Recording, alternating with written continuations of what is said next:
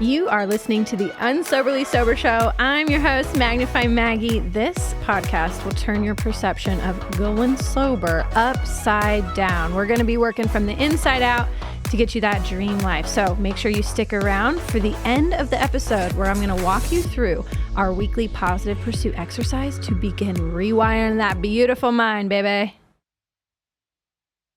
What is up, my free and powerful friend? How the heck are you? I am imagining that you have been practicing our weekly exercises, that you've been looking for the positives in your life, that you've been maintaining these healthy, happy routines that help you build that life that you no longer need to escape. And today, I'm really excited to talk again about a subject that is not all about alcohol, but helps us see how alcohol can be irrelevant in our life. It helps us see that the alcohol cravings, the temptation, the fun that we're chasing with alcohol is actually just this kind of false sense of purpose. And what I really want to highlight today with this discussion is your personality and taking what you think might be character defects and making them superpowers. And on the other hand, I am going to be helping you explore those positive traits, those things that people probably praise you a lot for, things that people know you for in a positive light, that could be some of the reasons why you lean on alcohol, which sounds really oxymoronic, but let's get into it. So I want to start off just kind of, explaining how when I was drinking in my 15 years of that drinking career that I had, I thought that I knew who I was. I thought that I knew everything there was about me, myself, and I, and my personality and who I am. And when I look back, I see one of my biggest personality traits that I really thought was true to my temperament, perhaps how I was born even, like my character DNA. I really thought that I was a social butterfly. I really thought that I was an extrovert, that I loved going out and I loved being around people and that I needed those social connections to thrive, but I also was really great at those social connections, right? I thought that was me. And in the process of removing alcohol from my life and figuring out who the heck I was, I realized that I was actually an introvert. I'm actually somebody who likes to be at home and likes to feel recharged in my peace and quiet time and time to kind of prioritize my things and put myself on the front burner. And I think for a lot of people that move away from alcohol, they oftentimes see that within themselves and it confuses them. They're like, well, I thought I was this way, but I'm actually not. I'm actually the complete opposite. And then that really confuses them and they're like, wait, who am I then? And so today we're going to be talking about these character traits, those things that you might think are wrong with you, that could be superpowers, but often, again, those things that people praise us for that are where we put our authenticity last. So I want you to think about your personality traits. If you are still in your drinking habits and your cycle, AUD, or if you're just kind of, socially drinking on the weekends, how would you describe yourself? And how would you say other people describe you? These character traits are parts of our personality, again, that we think are permanent to us, that we were just born with, and this is how we're going to be forever. And the honest truth is that personality is an amalgamation of adaptations. When we are kids, we learn to be a certain way. And then as we grow, we learn to be another way, or we really get ingrained in our permanent kind of perception of ourselves. And like I said, sometimes when we then remove alcohol, we're like, well, who the heck am I? And so when I shelved alcohol, I learned not just that I'm an introvert, but I learned a lot of other things that I was kind of masking with alcohol that I would have never been able to put my finger on. And then either change or grow or embody that character trait for the positive. So to kind of explain the things that I learned about me. I want you to put yourself in my shoes as well, exploring your mind, exploring your history, and see how and when this kind of crosses your path as well. So as I shelved alcohol, I recognized I was an introvert to the point that I started to call myself shy. And I will still call myself shy, which was like the complete polar opposite of drinking party girl Maggie, right? I thought I was the social butterfly. I thought I was the kind of the glue that held my friend group together, the glue that held the party together. But then without alcohol, I realized I'm actually pretty shy. Okay, wait, where did that come from? And this is where we're going to travel into our past and see how our personality is actually an adaptation to our environment instead of being like some genetic predisposition for a temperament. So I'm still very shy. I went from that extrovert to an introvert without alcohol. But like I said, I recognized that I was shy before I picked up alcohol. When I was a kid, and you guys, if you've been listening for several episodes, you know kind of the family environment. We've talked about family households with dysfunction, children of alcoholics, kind of those character traits that they start to embody. I embodied shyness and a sense of isolation and closed offness because when I was little, it was painful to be open and honest with people. It was painful to be myself. It was painful to even talk sometimes and voice my ideas because that would bring about conflict. That would bring about opinions. And I didn't have this wherewithal or conditioning that I could believe good about myself while others didn't have to see the same way. You know, it was very important for me to gain the approval from others. And in that, I learned that the best way to gain approval was to just zip my mouth and just be physically present. Yes, ma'am. No, sir. Yes, be very agreeable, but not really be loud, not really, crack jokes or just go up to somebody and introduce myself or, go to the neighbor's house and knock on the door and ask them if they wanted to play. I didn't have that confidence. So I was very shy. And as I was around others in my family unit, I learned that the best way to just get through the day is to fly under the radar, not make myself big, make myself as small as possible to avoid conflict and friction. I learned that everything was my fault. I learned that if there was something that I said that upset somebody, that's my fault. If I said something and my mom was drinking that day, which was almost every day, if I said something that upset her, what did I do wrong? I must just keep my mouth shut. Over time, that trains your personality to fear everybody's opinion of you. And so you never build that confidence. I never built that confidence because I went from being shy, thinking that's just who I am, to then using alcohol to overcome those social inhibitions. And it was at 13 years old that I took my first drink, and it was like, wow, all of these fears of what people would think about me, all of these fears of like, what if this person doesn't like me? What if there is conflict here?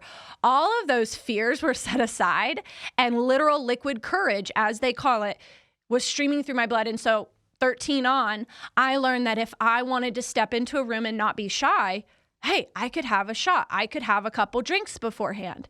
And then that's when I started to perceive my identity and my personality as being very socially extroverted, very gregarious, very much the life of the party.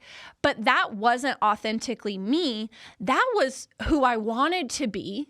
I think really deep, I wanted to be confident and brave to step into a room and not be shy and not be closed off. I think a lot of my childhood body language was very, arms crossed, eyes down, never really making a lot of connection with people, spending a lot of time alone, just really taking care of myself because I learned self-preservation.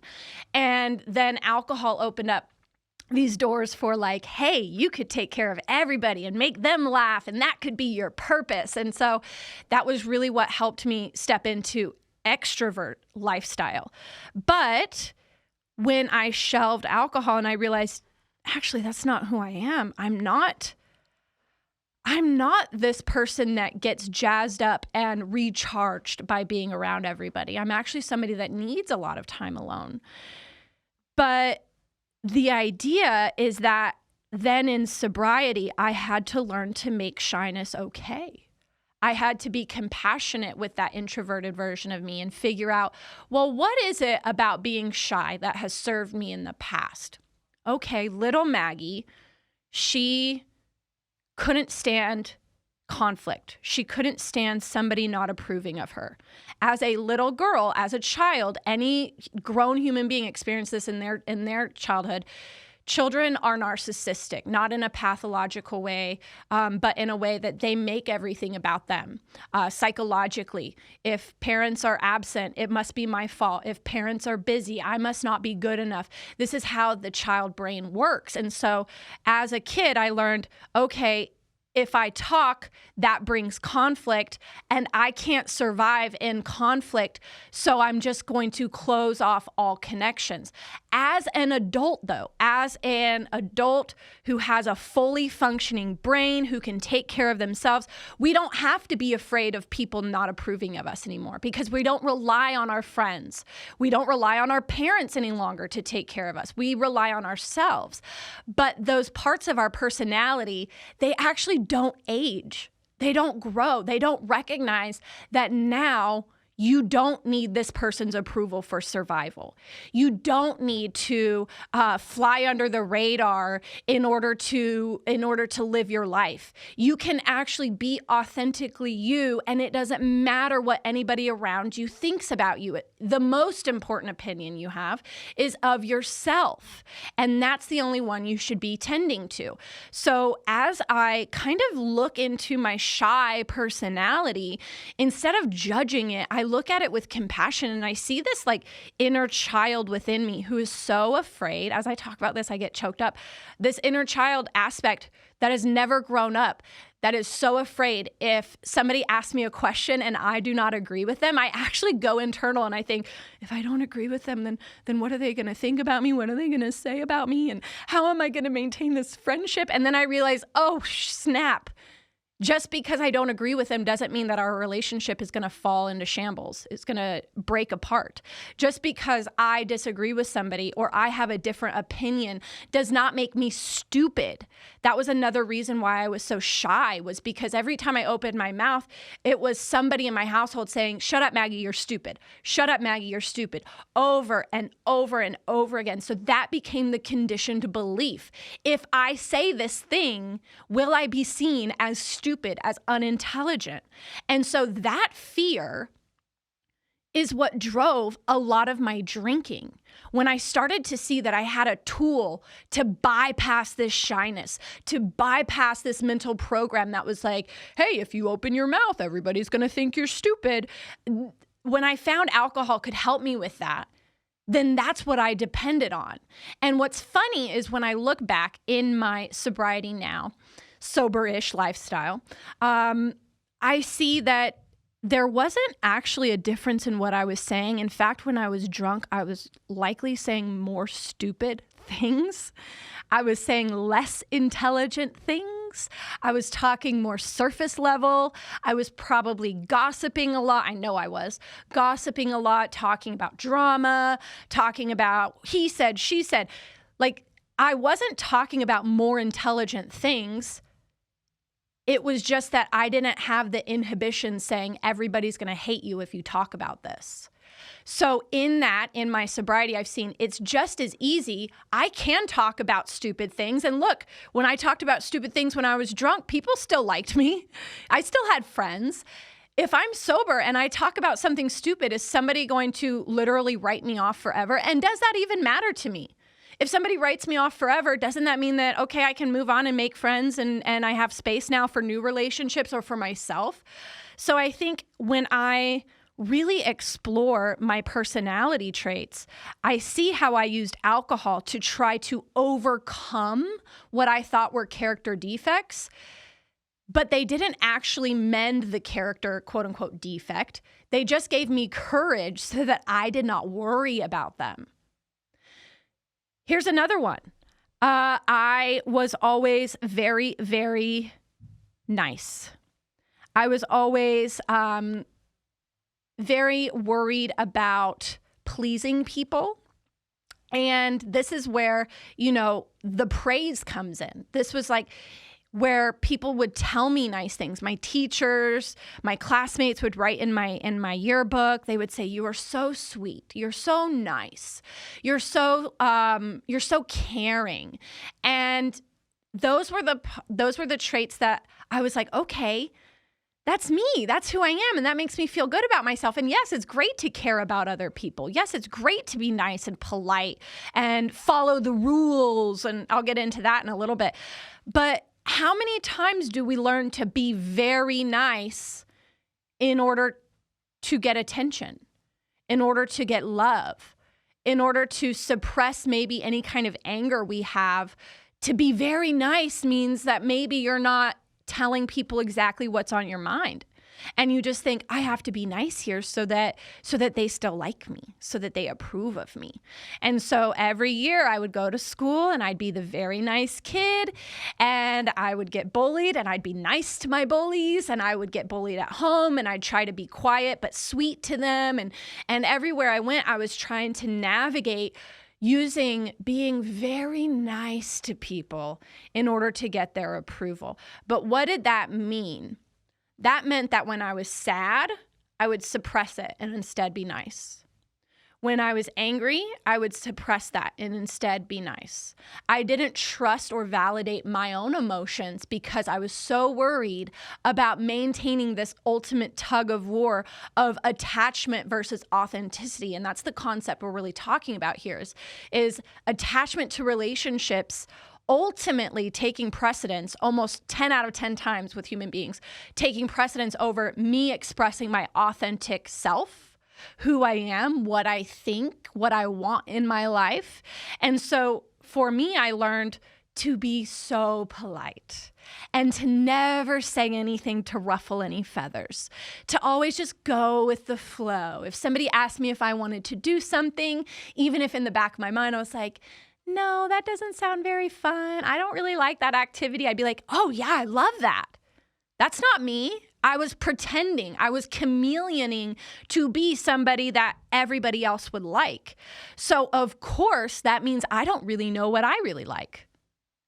And I think a lot of people get to the point where they shelve alcohol. They've been acting in ways to gain approval, again, chasing that attachment versus being authentic. They've been doing things their whole life to try to gain approval and validation and somehow manipulate all these people around them to love them, that when they shelve alcohol, they're very confused about who they even are because they've put their authenticity on the furthest burner back. They've never front burnered their authenticity. It's always been, what do other people expect of me?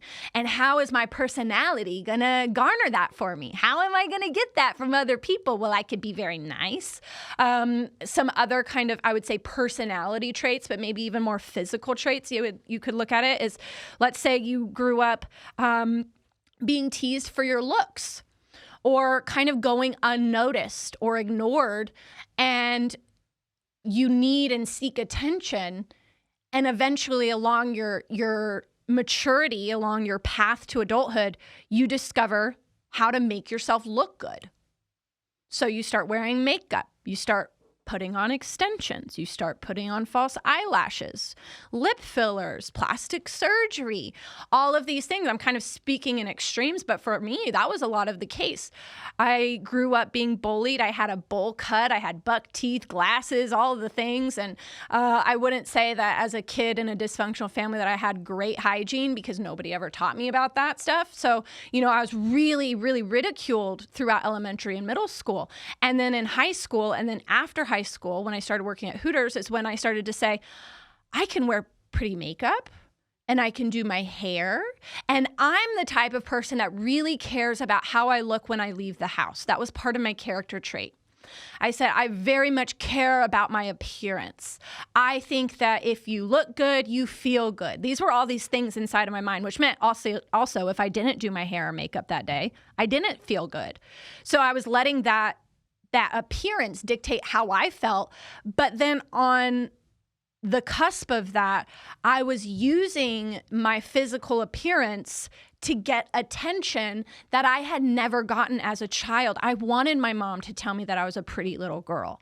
I wanted my family to say, oh, you're so cute, whatever. I saw all these other girls getting called these things from their parents, and I never got that. And so I learned as I grew up to be very mindful about how I looked. And so you can see where it's kind of like all of these voids. As we were kids, we start to patch them in with character traits or habits or identities that then fill those voids with the approval of outside external forces, right? But how have I been able to mend these things within so that I can take these character flaws and turn them into superpowers? Well, I look at my shyness again as, okay, I am very independent. I can take care of myself, but I can also learn to be extroverted, and I can learn to use my shyness as a way to, not interject in conversation and be polite and respectful of other people when they're talking. But once they ask me a question, I can actually be authentic and I can engage with them. And so I've taken my shyness and said, it's okay to be shy. But then how do I complement that with accents of extroversion? And so you can look at all of your character traits and say, okay, I can accept these things, but they do not have to be permanent. They're not my identity 100%. They're just what I've learned and what I've been conditioned to act like in my search for attachment to my relationships, attachment to what I think and deem as survival. So taking my shyness and making it something that is so powerful. I look around and I actually now, because I am shy, when I'm in kind of social engagement, social circles, I find myself the observer. I'm kind of sitting back and I'm listening and I'm just kind of soaking it all in. I take note of the kinds of words people use, what they're talking about, the things that I can see light them up. And so I actually start to get to know somebody on a deeper level because I'm observing their small body language aspects, the words they choose. But what I've noticed is that because I can sit back and I'm confident enough to know that I don't need to speak to get attention, I don't need to interject my opinion in all things just to have some sort of validation. What I've learned is how many people in this world are sitting in social circles and social engagements waiting for their turn to speak, and they're not actually listening to other people. So this is my superpower. The fact that I grew up being shy, watching other people being hyper vigilant, their facial expressions, their body language. I can pick up on even their emotional state because I'm so shy. That means I've learned other sensory factors to pick up on the words between the lines, So now I can kind of see in my friend group who needs that external validation, who's talking just to hear their voice, who needs a shoulder to cry on because they might not have that at home right now. And I can see all of these things and read and feel all of these things in social settings. And I'm not interjecting to tell my side of the story or interjecting to, talk about me, myself, and I. It's like I've created this capacity to care for others because I kind of just sit back and watch. That's a superpower. It's a superpower, especially for me in coaching, is that, I've hired coaches where you get on calls with them and all they talk about is themselves. And so it's been a really fantastic superpower with my clients, is being able to sit back and really observe them and read their body language and their facial expressions and the things that they're saying without the words. And that's what I think I am magnificent in, is being able to pick up on things that people are not trying to communicate and oftentimes trying to keep covered, even unconsciously or subconsciously keep it covered from the outside world. I can pick up on those things and I can help people through that. So that again ties into one of those things that I'm praised for. Super nice. She's caring. She's compassionate. And with that, it's very often that we want to lean into our really super positive character traits, but all of those also need to be harnessed, right? If every time I sensed a friend needed my help, if every time somebody wrote an email, a listener wrote an email and said, I'm struggling right now. If every single time that happened throughout the day, I dropped everything I was doing to be nice and reply and be compassionate and be caring, I would be putting myself last, right? And I think this is where sometimes what we think are our positive traits actually end up biting us in the butt, is that we want to lean into them so much that then we start to put ourselves second, third, fifth, 10th, whatever the case is. So there is a balance in everything, and it's about figuring out those character flaws and how to channel those into positive, but then also figuring out your positive traits and how to rein them in so that you are still being authentic to you. Let's say I'm upset someday. I'm a little irritated and I need to go for a walk or a workout or, listen to a meditation or something like that. That's what I need. But then I get an email from a listener saying, I really need your help. If I put what I need off to show up for somebody and be like, oh yes, let me help you, guess who I'm not helping is me. And that's how, they do all of these different types of visual explanations of, having your cup full before you pour into other cups. That's what that's talking about. If you're always showing up for other people, even in your positive traits, being really caring, being really energetic, being very organized, whatever it is that people, know you for and praise you for, if you're always showing up to be that version of you, then you're probably putting some of your own needs last. And I think it's really important to be able to, again, win that tug of war between authenticity and attachment, because it's not true that authenticity should win over attachment. In fact, a part of authenticity is attachment. Having those relationships. Us as humans are interconnected. We rely on each other for feel goods. We rely on each other for learning, for service. As humans, we are relationship wired. But the relationships should never come before your relationship to yourself. And in shelving alcohol, I was able to build a relationship with myself because, first of all, I didn't even know who the heck I was. And it took, I would say, probably the first year of doing things on my own just to start to understand what my character traits were in the absence of alcohol at my natural baseline. I had to learn who I was and what I liked.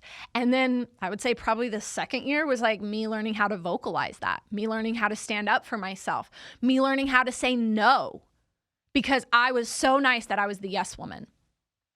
I was the yes, yes, yes. I would, any job I had, I'd pick up extra shifts because I wanted to be the one that did the best and got the pats on the back from my boss. And even if my life was erupting and I was strung up in grief or loss, I was like, yes, I'll pick up those shifts. Yes, I'll stay late. Yes, I'll do the extra credit at school. All these things where it was like, I was putting myself last in order to show up for other people.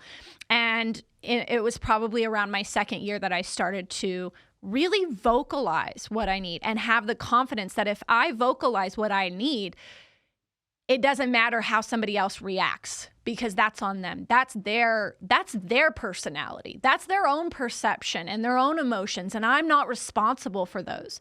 Me being a nice person was me believing that I was responsible for everyone else being happy. And it takes a lot of work to understand these things, to understand the motive for certain personality traits, to understand the functionality of your personality trait. What is it giving you to be shy? What is it giving you to be all or nothing? What is it giving you to be 0 to 100? What is it giving you to be closed off or isolated? All of these personality traits are adaptations. They formed at a time where you were in a non-functional environment. You were in an abnormal environment and you had normal adaptations. And then you grew up and your mind doesn't understand that. So now you're still walking around on eggshells thinking the same things that you thought as a child. So I think today was really important to shed light on those character traits that you might not like about yourself. Know that they can be harnessed as superpowers. You can grow out of them. You don't have to be grumpy. You don't have to be angry. All of these things that you might call yourself. That's actually the exercise for today, is to explore your character traits without making them right or wrong. And I know today I kind of put them in those two categories, but the truth is that there is no such thing as something being only bad or something being only good. Just like I talked about my character defect of being shy, it was actually good in a lot of aspects. It actually served me in a lot of aspects. But as good as it was is also as bad as it was. So without looking at it as good and bad, let's actually look at it objectively. What did this character trait do for me? Where did it come from? Without making anything right or wrong, notice what these traits do for you now and what they could do for you if you harnessed them and directed them intentionally. Now I know that me being nice, I can marshal that niceness and that politeness in the right direction, but I can also be assertive and more masculine energy, more directive. I don't have to be polite and agree with everybody just to have them like me. In fact, if they don't like me, again, that's on them. I don't take that home with me every day. I don't cry over it as I'm falling asleep. If somebody does not like me, my world is not in crumbles anymore, which is such a 180 turn from even when I was drinking. A lot of my drinking was fueled because I wanted people to like me. And if they didn't like me, guess what? By the end of the night, I was crying into my bottle of Captain Morgan. So, all of these things are really powerful when you can look at them objectively and say, okay, if I think that I'm all or nothing, I'm 0 to 100, once I start something, I can't stop. That's typically something that's negative, right? But what if you said, instead of focusing my all or nothing energy to drinking or self-sabotage, what if I focus that to a career passion or mending my relationships or family? Then that means that you would have such an amazing energy force to improve those aspects of your life rather than to sabotage your life. You just have to learn how to harness and direct it intentionally. And I think for most of us, we're just walking around kind of spewing our character traits all over the place, hoping that somewhere it ends up in a positive experience. And that's not going to be the case. As a human, we have to know what we're focusing on. We have to know our intentions, and we have to know where to marshal our energy, where to direct it. Because focus, just like our magnifying glass, focus gives energy. What we give energy to grows. If you can give energy to your positive character traits or just your objective character traits and say, how am I going to increase the likelihood of a positive experience through using these, then you will actually find that you change your life without changing your environment. You're going to notice that your inner world starts to create a beautiful outer world. And you don't have to move places. You don't have to move jobs. Sometimes you might have to switch up your friend group, I would say. But sometimes you don't have to. All of a sudden, you're just thinking so differently about yourself that you see your environment reacting differently to you. And that's an expansion of consciousness, an expansion of self-love and worth and identity. So with that being said, do not forget, do the journal activity this week. while you're driving in your car, think about this. While you're on your mindset walk, think about this. But take some time to put pen to paper. Explore your character traits. Number 1, make a list. Where did they come from? What childhood experiences do you remember where these character traits really stood out? Maybe you even remember when you as a child mentally decided to be shy. I'm just never going to talk to anybody again. Without making them right or wrong, notice what these traits do for you now. Do they give you positive results or do they yield negative results? Because again, I was using positive character traits, so to say, things that people praised me for, and I was getting negative results. So it's not always, oh, my positive traits bring me positive results. You have to really think about that. And then what would they do if you harnessed and directed them intentionally? What could those traits do for you if you harnessed them and directed them intentionally?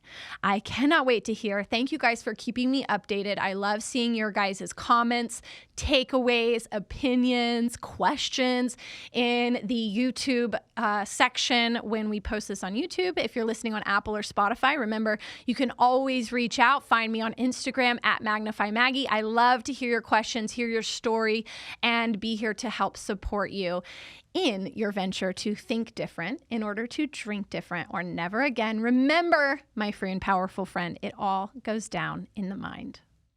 It means the entire world to me that you have been here with me, letting me share my experiences and hopefully helping open your eyes to a bright, beautiful life ahead of you as well. So if you are loving this show, please, please, please subscribe, like, comment, and especially share this with somebody that might be in need.